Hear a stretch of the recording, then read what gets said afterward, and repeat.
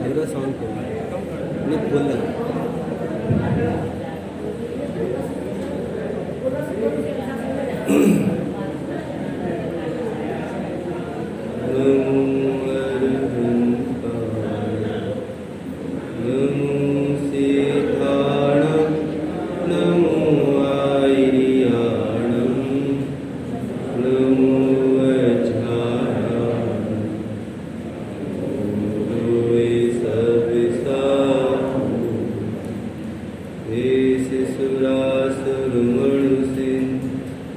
वन्दिनं दोदिधायिकं विमलं प्रणमामि वर्धिमानं तीर्थं धर्मस्य कर्ता शेषे पुण्यतीर्थैरे ससर्वसे देविशुद्धे स्वभावे समणीयाणानि दंशन् चरितवीर्याय एते सभ्ये समिगं प्रत्येकमेव प्रत्येकं वन्दामि यावर्तन्ते अर्हन्ते मानुषे कृते किच्चारहन्ताणां सेताणां तरणो गणहराणाम् अचावै भक्तानां सारुणं चेविषपेषु तेषिं विशुद्धिदर्शन नाणपहाणा समं समासेजे उपसंपयामि सम्मं दत्तो निवाण संपत्ति। श्री वितरागी देव शरण जय। यह श्री ममल पहाड़ जी ग्रंथ विराजमान है। आचार्य श्री जैन तारण स्वामी द्वारा विरचित ममल पहाड़ जी ग्रंथ की जो छठवीं तत्वसार खुलना है, जो आचार्य तारण स्वामी द्वारा विरचित है, तत्वसार खुलना की आज दूसरी गाथा चलेगी। खुलना पढ़ते हैं। दीपी दृष्टि जुहो देवे सहाय शब्दे सहाय तम शब्दे जुहो विवर्णे प्रियो सोई मुक्ति सुभाय उए उए नो हो ज्ञाने विज्ञान तत्व सहाय सुतत जुहो तो जिनवरे ममल सहाय। क्या कहते हैं आचार्य? फूलना का नाम तत्वसार फूलना है, जिसका अर्थ कल अपन करे थे। तत्व का सार अर्थात तत्व का निचोड़ क्या है? वीतरागता है। द्वासांग वाणी का सार वीतरागता है। जिनवाणी वीतरागता की पोषक है। जिनवाणी पढ़ करके वीतरागता का पोषण होना चाहिए, विषय कसाय का नहीं। वीतरागता की पोषक ही जिनवाणी कहलाती है। यह है मुक्ति का मार्ग निरंतर हमको जो दिखलाती है। उस वाणी के अंतर्तम को जिन गुरुओं ने पहचाना है उन गुरुवरियों के चरणों में मस्तक हमें नित झुकाना है। वीतरागता की पोषक होती है जिनवाणी। और फूलना शब्द जुड़ा है, जैसे वृक्ष होता है ना, वृक्ष अनेक फलों से लदा हुआ होता है, तो कहते हैं देखो ये वृक्ष कितना हरा भरा है, कितना फूल गया है। जैसे गुब्बारे में हवा भर दी जाए तो गुब्बारा फूल जाता है। फूलना के कई अर्थ निकलते हैं, कई जीव तो कसाय में फूलते हैं, कहते हैं ना ये फूला फूला फिर रहा है।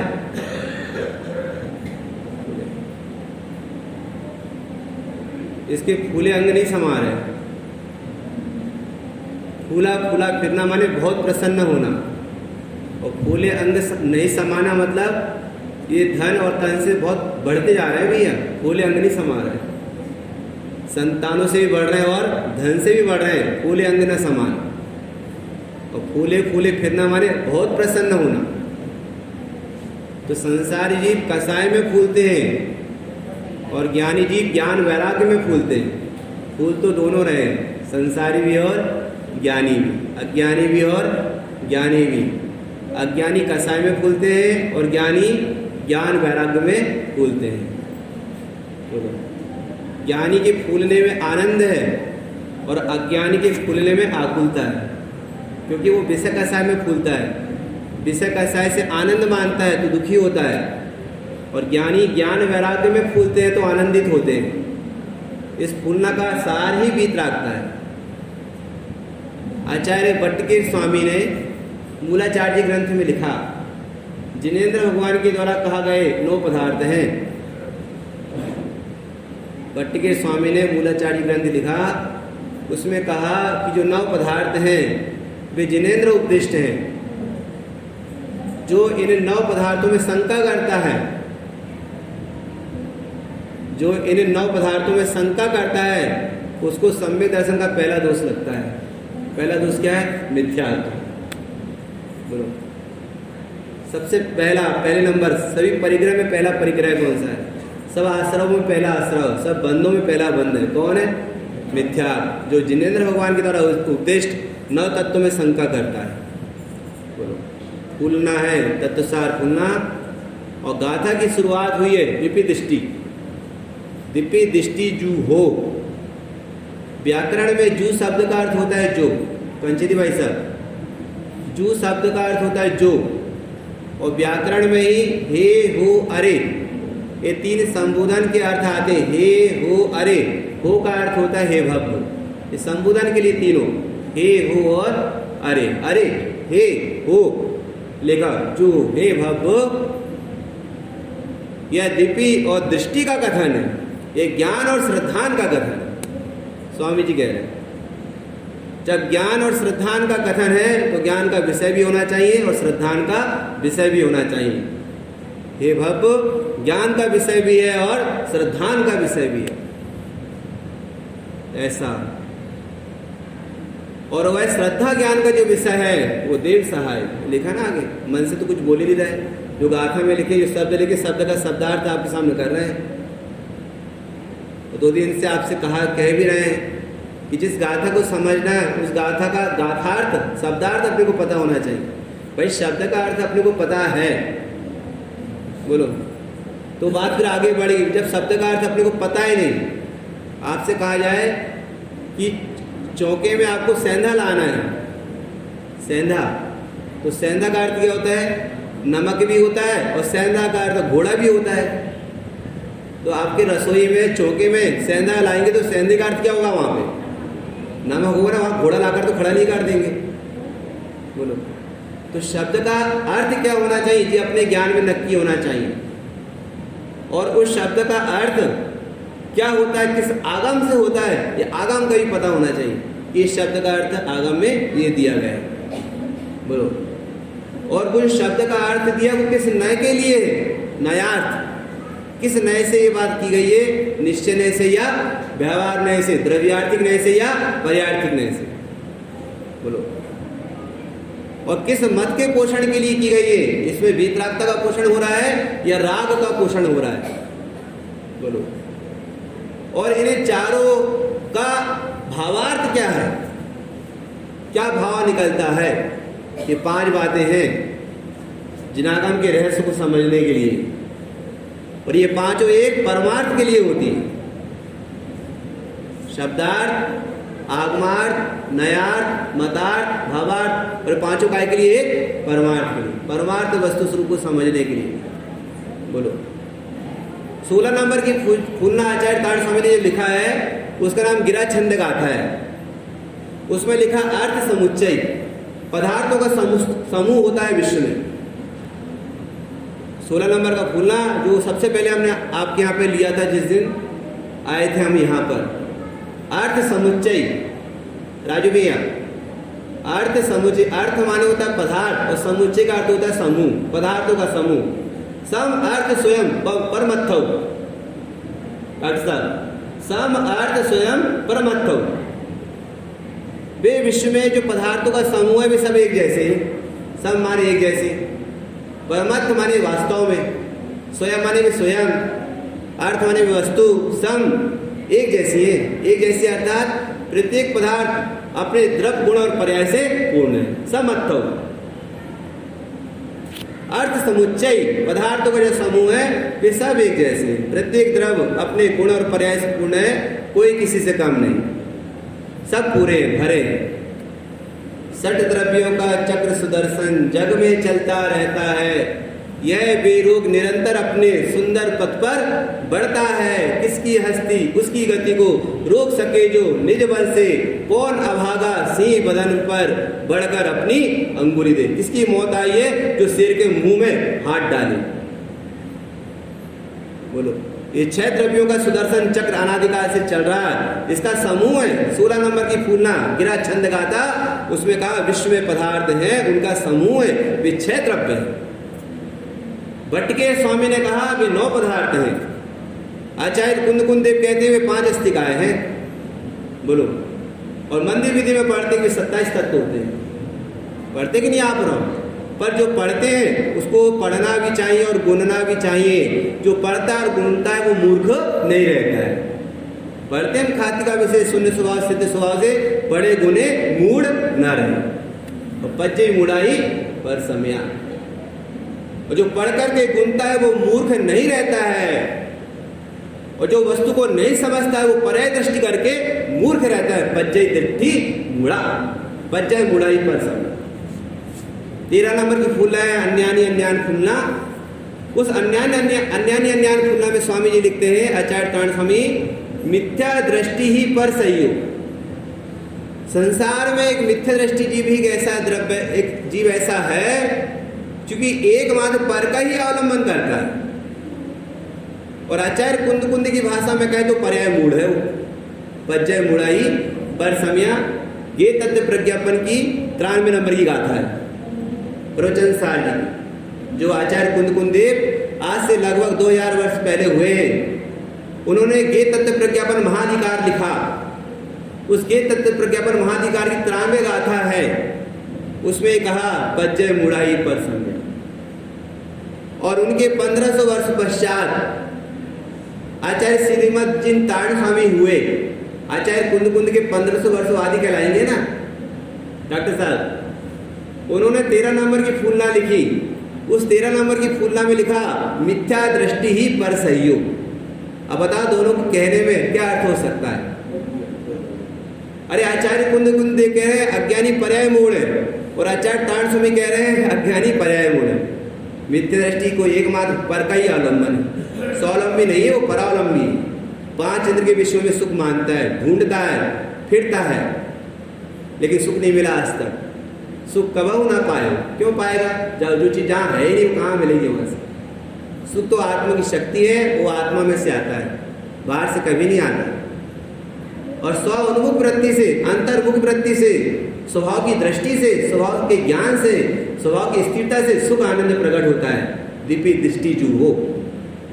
बोलो, इस दूसरी गाथा में आचार्य ताड़ स्वामी कहते हैं दीपी क्या होती है, दृष्टि क्या होती है। 4 प्रकार की शैली होती है वस्तु को समझने की डॉक्टर साहब। बोलो, आप चाहे 27 तत्वों में 9 पदार्थों को समझो, चाहे 6 द्रव्य को समझो, चाहे 5 अस्तिकाय को समझो, बोलो, चाहे 7 तत्व को समझो, आपको 4 प्रकार की शैली समझना पड़ेगा। बोलो, आगम की भाषा में कहा जाए तो वस्तु को समझने की सामान्य विशेषात्मक शैली है, और न्याय शास्त्र से देखा जाए तो वस्तु को समझने के लिए अन्वय और व्यतिरेक है। अन्वय व्यतिरेक न्याय शास्त्र से वस्तु को समझने की एक शैली है। आगम की भाषा में सामान्य विशेषात्मक वस्तु का धर्म होता है, ये आगम की भाषा है कि वस्तु सामान्य विशेषात्मक होती है, और अन्वय व्यतिरेक होती है, ये न्याय की भाषा है। दिव्य दृष्टि जो हो, ये अकेली दिव्य दृष्टि नहीं है, इसके साथ 3 बातें और हैं, टोटल 4 बातें हैं। बोलो, हम फूलना पढ़ लेते हैं, गाथा पढ़ लेते हैं, उसका अर्थ यदि हम नहीं पढ़ेंगे, नहीं समझेंगे। आपने डॉक्टर साहब ने जो नए चक्र लिखा है, परम भाव प्रकाशक नए चक्र, उसमें कहा कि आपको यदि नयों का ज्ञान करना है, जो लोक में जगत में जो कुशल खिलाड़ी होते हैं, आपको जगत में यदि तलवार चलाना सीखना है, लाठी चलाना सीखना है, तो जो उसमें कुशल व्यक्ति है उसके पास जाकर के सीखना। तलवार चलाना सीखना है तो जो कुशल व्यक्ति है उनके पास जाकर के सीखना। उनके पास जाकर के नहीं सीखोगे और मन से तलवार चलाओगे तो स्वयं की गर्दन कट जाएगी। यदि जिनेंद्र भगवान का ये आगम, इस रहस्य को समझना है तो जिसमें स्पेशलिस्ट वक्ता हैं, जो जिनागम के रहस्य को जानने वाले हैं, उनके निकट में रह करके आपको जिनागम सीखना पड़ेगा, मन से मत सीखना। कथितम जिनेंद्र, ये भगवान जिनेंद्र का कहा हुआ उपदेश है। इसको जिनेंद्र भगवान के उपदेश को जानने वाले जो श्रोता वक्तागण हैं, उन वक्ताओं के निकट में पंडित टोडरमल जी की भाषा में कहें, जो जिन धर्म का श्रद्धानी वक्ता है। क्या कहा डॉक्टर ऋषभ जी, आप मेहनत तो बहुत करते हो पर स्वाध्याय का लाभ नहीं ले पा रहे। व्यवस्थापक तो बन गए, लेकिन गायक बनना है, और गायक बनने के लिए आगम का अभ्यास चाहिए, माने फूलना का अभ्यास चाहिए, गाथाओं का अभ्यास चाहिए, जिनागम का अभ्यास चाहिए, और चारों अनुयोग से चाहिए।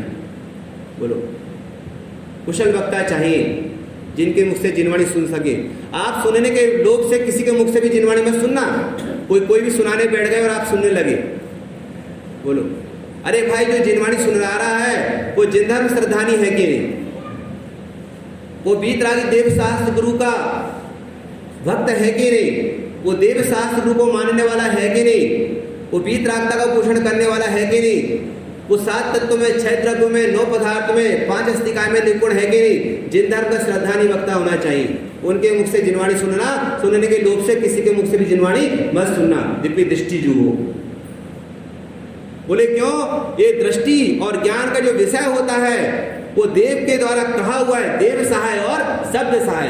देव सहाय माने जिनेंद्र भगवान का, और शब्द सहाय माने आगम का, जिनेंद्र भगवान के द्वारा प्ररूपित वाणी।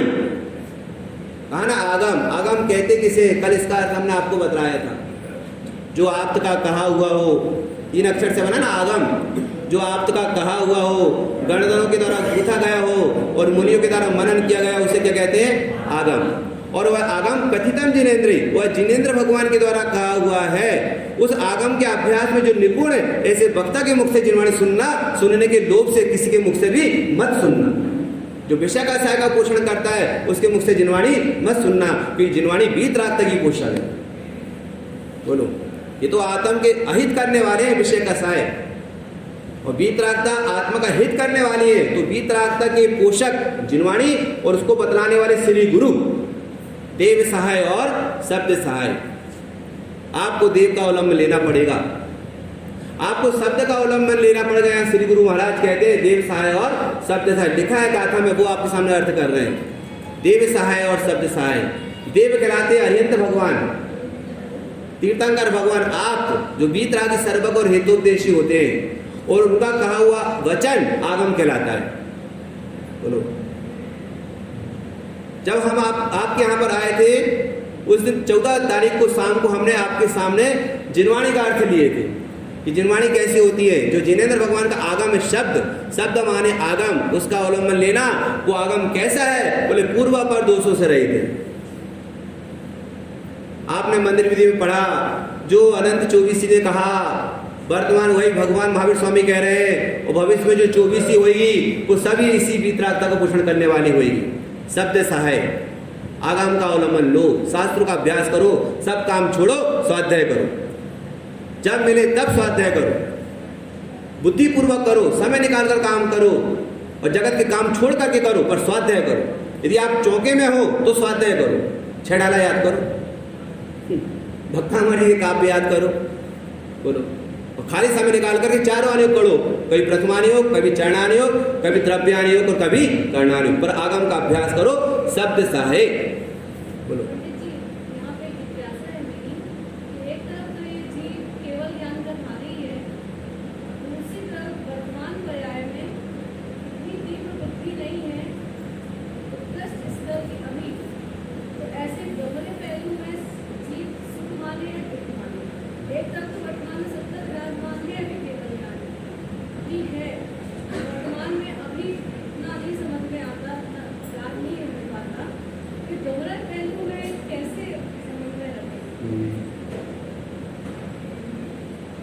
पूंजी छोटी हो ना, पूंजी, जिस व्यक्ति के पास पूंजी थोड़ी है तो उस पूंजी को उसको कहाँ लगाना चाहिए?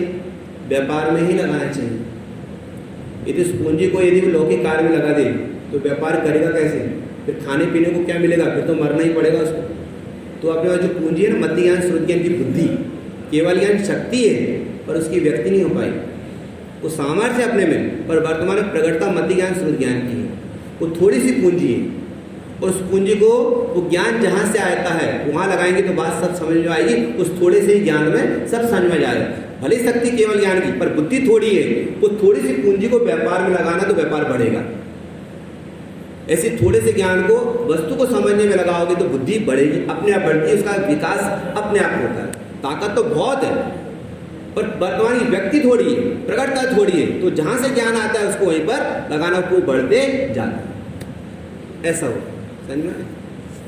देखिए दो बात आपको समझ में आए बहन, देव सहाय और शब्द सहाय, दो बात लिखी है यहाँ पर आचार्य। और कहने वाले स्वयं निर्ग्रंथ गुरु है, तो तीनों आ गए कि नहीं आ गए? कहने वाले कौन? निर्ग्रंथ मुनराज। और कह किसकी बात रहे? देव सहाय जिनेंद्र भगवान, और शब्द सहाय हमारे उनकी वाणी को। बोलो विदेव कैसे होते हैं? मन रहियो हो उग्नु जुदाता। विदेव 18 मल दोषों से रहित होते हैं। और आचार्य पद्म मलधारी देव ने नियम सारणी में लिखा वे शंका रहित होते हैं, आप तो शंका रहित होते हैं। और ऐसे आप को जो जानता है, कैसे जानता है? आप न्यास समुच्चय उठा करके पढ़िए, उसमें लिखा अरुओ देवो झायदी, अरुओ देवो झायदी। प्राकृत में अरहंत को अरुओ बोलते हैं, तो अरहंत का ध्यान कर। बोलो अरहंत को जान, जो जाना दिया अरहंतम, जो अरहंत को जानेगा। अरहंत को जानना मतलब ही अरहंत को सहारा लेना, अरहंत को जानना मतलब ही देव सहाय, देव का सहारा लेना। बोले कैसे जाने? दपत गुणत पज्जते ही, द्रव्य से गुण से और पर्याय से। हम इस बात को कैसे माने कि अरहंत को द्रव्य से गुण से पर्याय से जानना चाहिए? तो अभी हमने आपको बताया था 16 नंबर का खुलना है, जहाँ छंद गाथा, उसमें कहा अर्थ समुच्चय, विश्व में जो पदार्थ उनके समूह हैं और उसको जानने वाले अरहंत भगवान हैं। उन अरहंतों को जो द्रव्य से गुण से पर्याय से जानता है वह अपनी आत्मा को जानता है और उसका मोह नियम से क्षय को प्राप्त होता है। जो जान दिया अरहंतम दपत गुणत पज्जते ही, सो जान दिया पाणम मोह खलु जदि तत्सलयम, उसका मोह नियम से क्षय को प्राप्त होता है। लेकिन हमारा मोह अभी तक क्षय को प्राप्त नहीं हो पाया। क्यों नहीं हो पाया? हमने अरहंत को जाने नहीं। 82 नंबर का आता है प्रवचन सारी की, उसमें आचार्य कुंद कुंद देव कहते हैं उपाय और उपायांतर दोनों पता होना चाहिए। उपाय और उपायांतर। अरे अरिहंत भगवान का स्वरूप जानना ये उपाय है, मोह को क्षय करने की विधि है। और नहीं समझ में आ रहा तो स्वाध्याय करो। क्या कहा? ये उपायांतर है।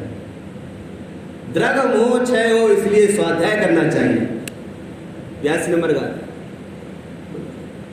सभी अरहंत ने विधि नाष्ट कीने, जिस विधि सबको बताई वही विधि हो नमन उनको सब विधि। 82 नंबर गाथा है प्रवचन 60 की।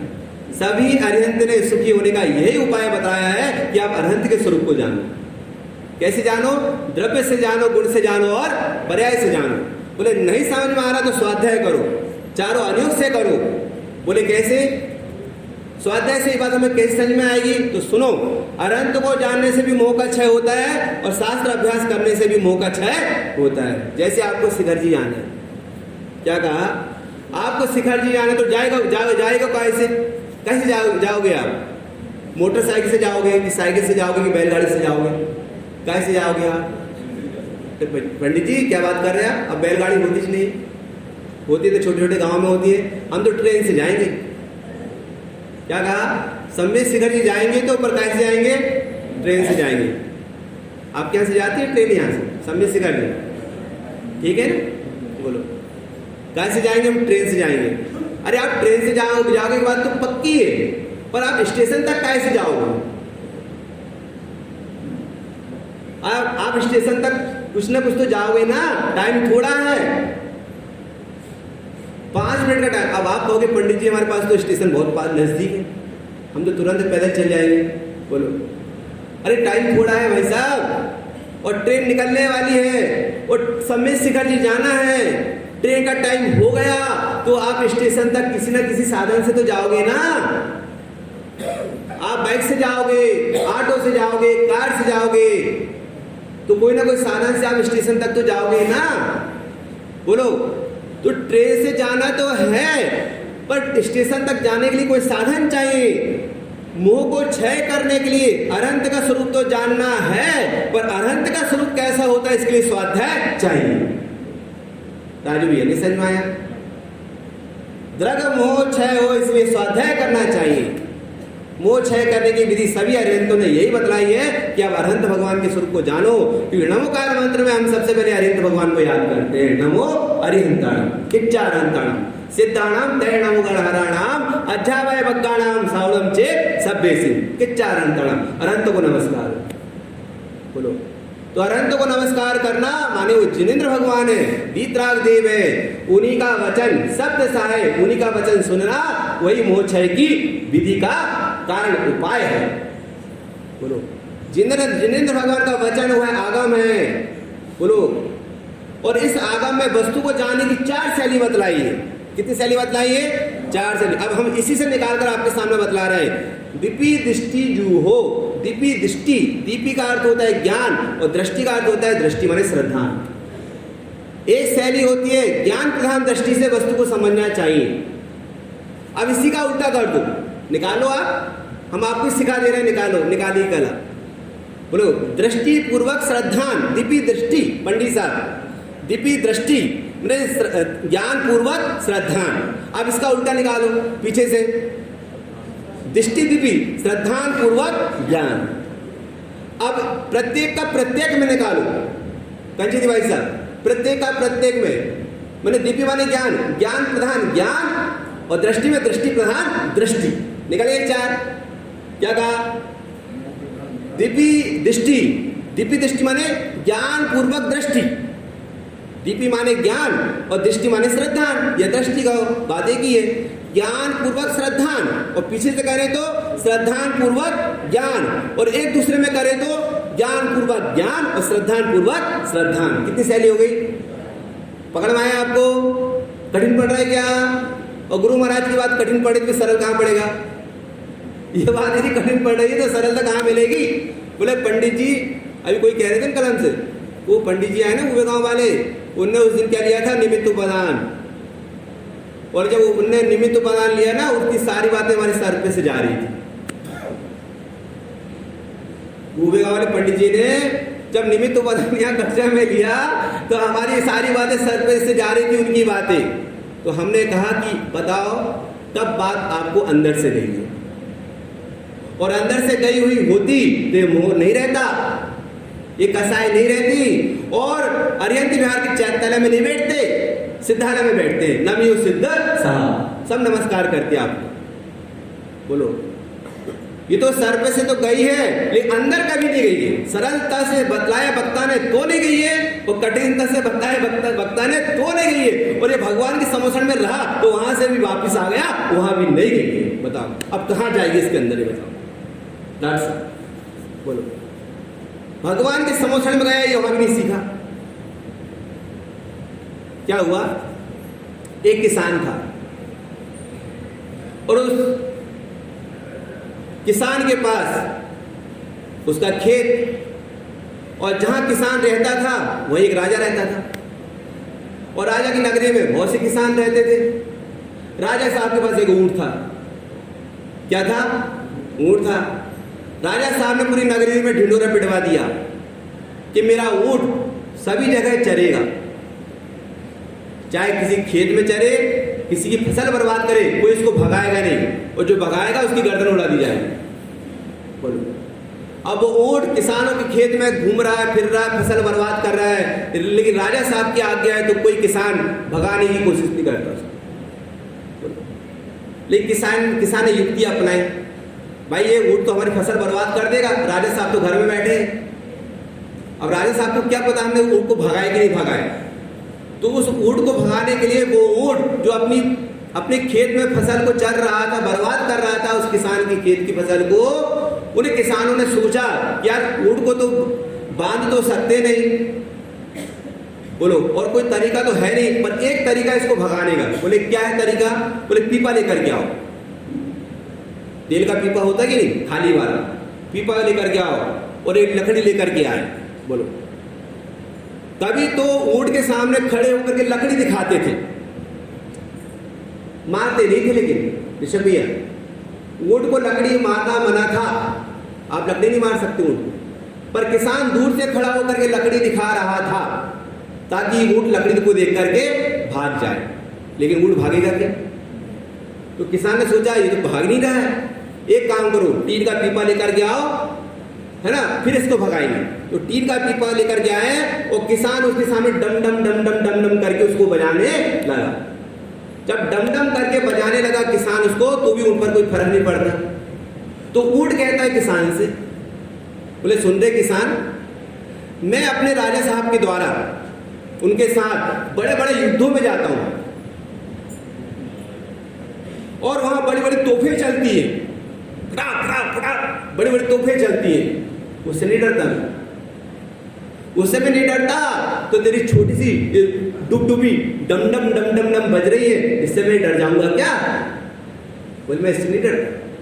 तो किसान है क्या, वो ऊंट है क्या, कौन है वो, अरे ये जीव भगवान के समो शरण में कई बार गया, भगवान के समोषण में कई बार गया, और चार टाइम दिव्य ध्वनि सुनी, और कितने घंटे सुनी, 9 घंटे 36 मिनट भगवान की वाणी सुनी, हजारों वर्षों तक सुनी, लाखों वर्षों तक सुनी।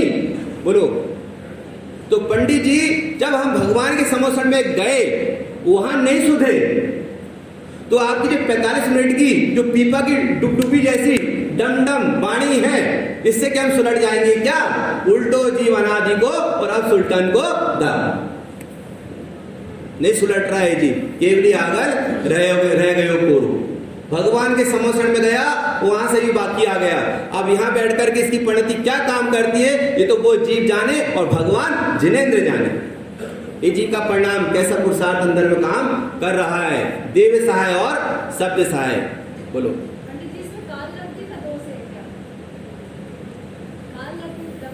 काल लब्धि और होनहार तो कोई वस्तु ही नहीं है जी, पुरुषार्थ नहीं करता है, पुरुषार्थ की विपरीतता है, इसका दोष। काल लब्धि तो जिस समय कार्य हुआ काल लब्धि कहलाती है, जो कार्य हुआ वो होनहार कहलाता है। जीव पुरुषार्थ नहीं करता, वो पुरुषार्थ की विपरीतता है, इसलिए जीव का हित नहीं हो पाता। ऐसा तो जिस समय पुरुषार्थ करे वो काल लब्धि कहलाती है, और पुरुषार्थ करने पर जो उत्पन्न हुआ आनंद सुख शांति वो होनहार कहलाता है। ये वो 5 समय समझेंगे ना, तो उसमें पुरुषार्थ ही मेन है, पुरुषार्थ से ही मोक्ष की प्राप्ति होती है, काल लब्धि और होनहार तो कोई वस्तु नहीं। आप मोक्ष मार्ग प्रकाशक जी पढ़ेंगे तो 9वें अधिकार में पंडित जी ने बहुत विस्तार से वर्णन किया है मोक्ष मार्ग प्रकाशक जी में, कि काल लब्धि जिस समय कार्य हुआ, जैसे अभी आप आकर यहाँ बैठे नहीं बैठे, अभी आकर बैठे काल लब्धि, और आकर के बैठ गए होनहार, जिस समय आए वो काल अवधि, आकर के बैठ गए होनहार, पर आपने जो उपयोग लगाकर जिनवाणी सुन रहे हैं वो पुरुषार्थ। अब और भी बहनें और भाई लोग बैठे हुए हैं, बैठ कर अभी टाइम पूरा कर रहे हैं, कब पंडित जी प्रवचन बंद करें, कब घड़ी देखें और हम यहाँ से जाएं।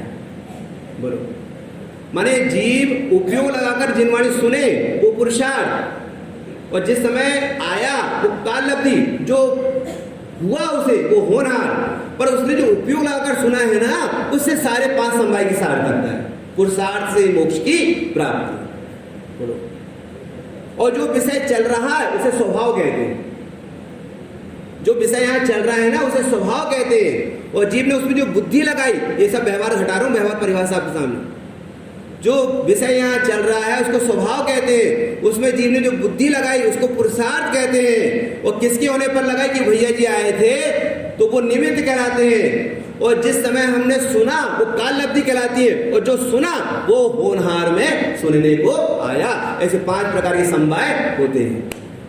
ऐसा क्या कहा, देव सहाय और शब्द सहाय। जिनेंद्र भगवान ने अपनी वाणी में 4 प्रकार की शैली बतलाई है पदार्थों को समझने के लिए। बोलो, 9 पदार्थ होते हैं। 9 तत्वों में छिपी हुई जो आत्म ज्योति है, भजन पढ़ते ना, 9 तत्वों में छिपी हुई जो ज्योति उसे प्रगटाएंगे, पर्यायों के पार त्रिकाली ध्रुव को लक्ष्य बनाएंगे। 9 तत्वों में छिपी हुई जो आत्म ज्योति, 9 तत्वों का ज्ञान, और उसमें छिपी हुई जो आत्म ज्योति उसका श्रद्धान, एक ज्ञान पूर्वक श्रद्धान, एक शैली हुई। क्या कहा, 9 तत्वों का ज्ञान और 9 तत्वों में छिपी हुई जो आत्म ज्योति है उसको बाहर निकाल करके जिसने लाया, जिसे ज्ञान ने, उसकी प्रतीति, उसका श्रद्धान, वो दिव्य दृष्टि है, ज्ञान पूर्वक श्रद्धान। 9 तत्वों का ज्ञान और 9 तत्वों में छिपी हुई जो आत्म ज्योति, जो श्रद्धा का श्रद्धेय है, ज्ञान का ज्ञेय है, ध्यान का ध्येय है, वो ज्ञान पूर्वक श्रद्धान है। डॉक्टर साहब ऐसा है, समझ में आया आपको? नहीं आया समझ में तो आप सभा में मत पूछना, आप मेरे से अलग से पूछ लेना। वो लिंक टूट जाती ना, वो जो रील चल रही है ना, रील, मेरे ज्ञान में जो रील चल रही है, कोई वक्ता हो उसके ज्ञान में जो रील चलती है वो लिंक टूट जाती है। जैसे लाइट चली जाए तो माइक बंद हो जाता है, जैसे लिंक टूट गई ध्यान की रील बंद हो जाती है। आप पहले सुनो, उसके बाद फिर आपको जो पूछना हो पूछते रहना। ऐसा सब समाधान मिलेगा यहाँ। क्या कहा, तो 9 तत्वों का ज्ञान वो ज्ञान है, और 9 तत्वों में छिपी हुई जो आत्म ज्योति, जो शुद्ध चैतन्य तत्व है, जो ममल स्वभाव है, उसका श्रद्धान, वो ज्ञान पूर्वक श्रद्धान है। 9 तत्वों में छिपा हुआ ममल स्वभाव, वो ज्ञान स्वभाव, वो पाणविक भाव, 9 तत्वों को जान करके उसमें जो दृष्टि का विषय है उसको निकाल लेना, वो ज्ञान पूर्वक श्रद्धान। ठीक, अब जब 9 तत्व में छिपी हुई जो आत्म ज्योति है उसका श्रद्धान हुआ, तो वही 9 तत्वों का ज्ञान क्या हो गया, सम्यक हो गया। क्या कहा, हमने 9 तत्वों में से शुद्ध जीव तत्व को निकाला, ये ज्ञान पूर्वक श्रद्धान, और ज्ञान पूर्वक श्रद्धान होने पे 9 तत्वों का ज्ञान सम्यक ज्ञान कहलाता है। जीवादि 7 तत्वों का ज्ञान भूतार्थ नय से जाने गए। 13 नंबर गाथा है समय सार जी की, आचार्य अमरचंद्र की टीका की पहली लाइन, भूतार्थ नय से जाने गए, जीवादि 9 तत्वों का श्रद्धान हुआ व्यवहार सम्यक दर्शन है, पर भूतार्थ नय से जाने गए। जोर किस बात पर है, उसमें छिपी हुई जो आत्म ज्योति है वो भूतार्थनय का विषय है, वो दृष्टि का विषय है, उसका ज्ञान जिसको होने पर, उसका श्रद्धान जिसको होने पर 9 तत्वों का ज्ञान सम्यक दर्शन कहलाता है। ये तो 9 तत्वों के ज्ञान पूर्वक छिपी हुई आत्म ज्योति का श्रद्धान वो ज्ञान पूर्वक श्रद्धान है, और श्रद्धा होने पर जो 9 तत्वों का ज्ञान है वो श्रद्धान पूर्वक ज्ञान है।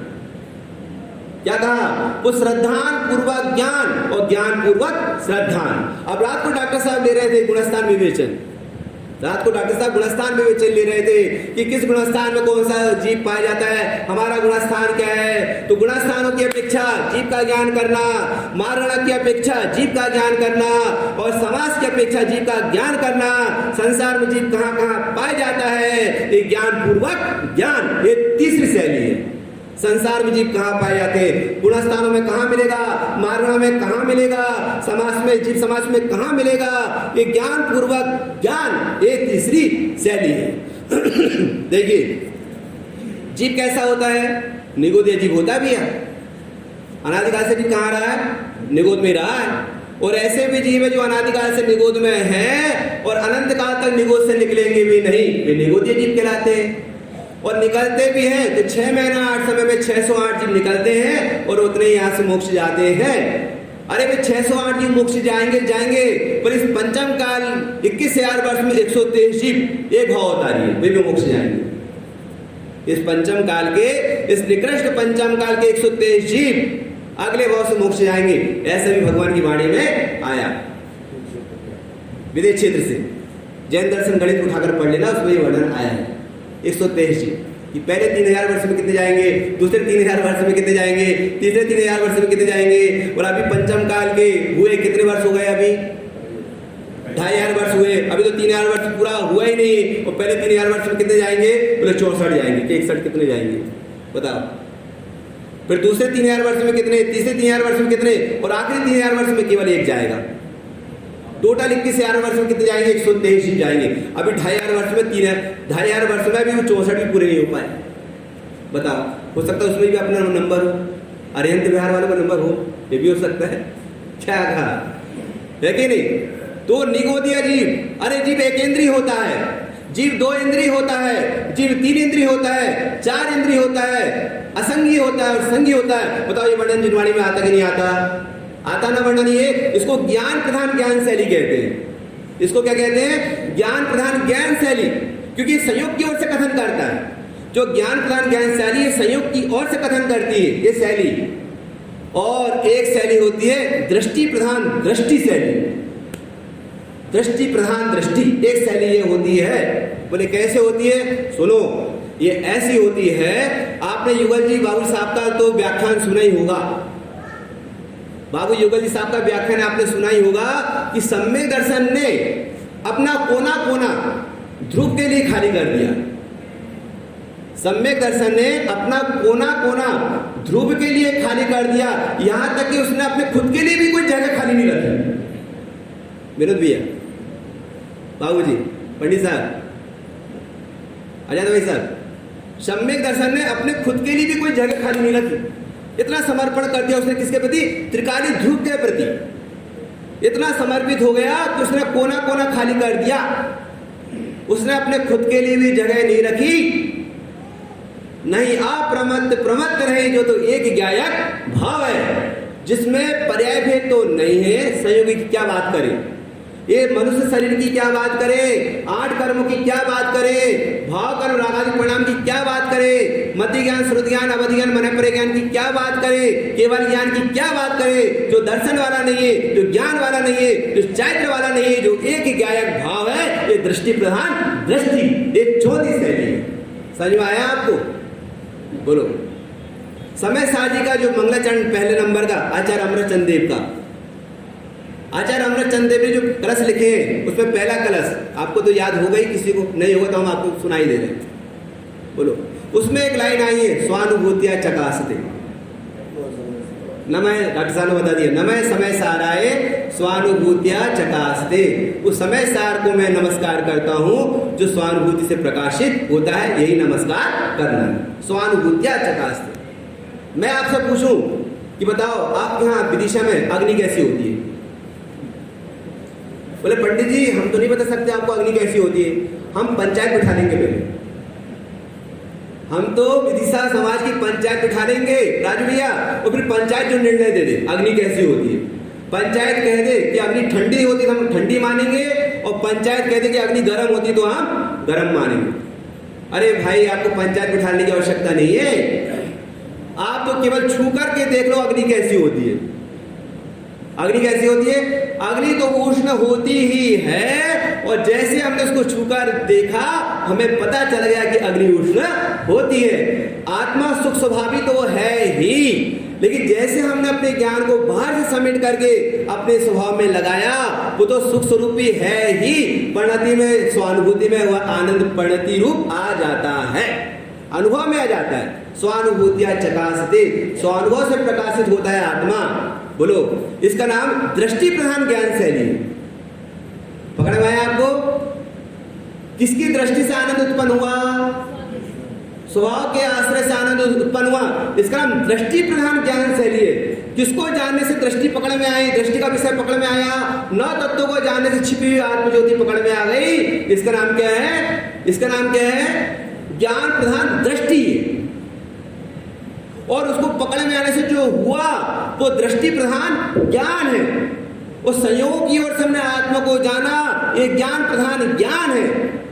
और जो श्रद्धा का विषय है, जो ज्ञान का विषय है, जो ध्यान का विषय है, पर्याय से पार है, गुण भेदों से पार है, पर्याय को स्पर्श नहीं करता, गुण भेदों को स्पर्श नहीं करता, जो एक टंकोत्कीर्ण ज्ञायक भाव है वो दृष्टि प्रधान दृष्टि है। दिव्य दृष्टि जो हो देव सहाय और शब्द सहाय।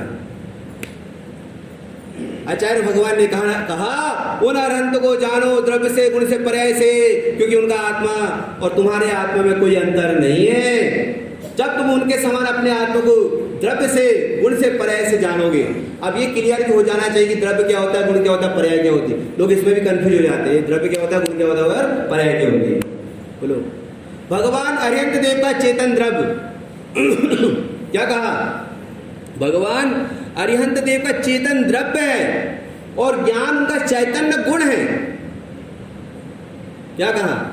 भगवान अरिहंत देव का चेतन द्रव्य है।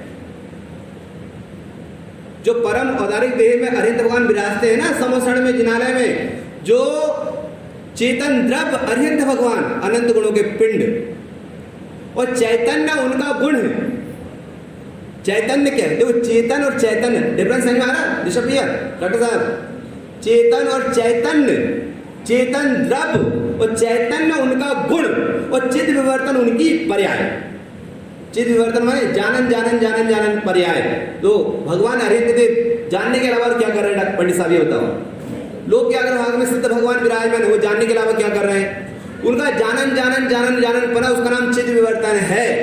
तो अरिहंत भगवान का चेतन द्रव्य, चैतन्य उनका गुण, चैतन्य गुण माने ज्ञान गुण, चैतन्य चैतन्य चैतन्य माने ज्ञान गुण, और चेतन माने द्रव्य, अनंत गुणों का पिंड।